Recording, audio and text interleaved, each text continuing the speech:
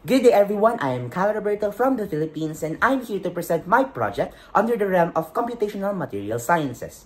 This investigation focused on providing a unified parameterized framework for studying quasicrystals by considering their aperiodic nature, a limitation that leads to numerous peccabilities and impedes the progress of material sciences for centuries.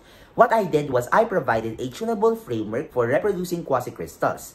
Quasicrystals are structures with unusual and even forbidden symmetries, yet they possess exemplary properties such as ultra-insulation and extreme hardness. This makes them promising as solutions to global engineering issues such as supersonic flight and environmental sustainability. Since their reproduction is intensive but their performance exceeds conventional materials, a better model is needed for wider commercialization reach. I approached this by using de Bruyn's multigrid lattices, a theory I reinterpreted geometrically. Starting with parallel lines, I applied rotational symmetries based on natural numbers, generating multigrids with n-fold symmetries. What I did was I parameterized this model tailored to their atomistic qualities. For instance, radius to signify their nucleation and period to signify their anisotropy and aperiodicity.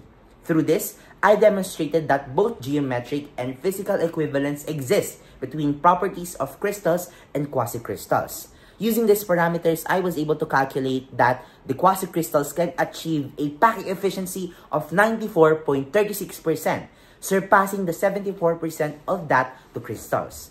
This means that quasicrystals are capable of being ultra-dense and high-performing materials. This just shows that how powerful this parameterized theory has become and that it uncovered secrets about the properties of quasicrystals that previously overlooked across the centuries by scientists. Thank you.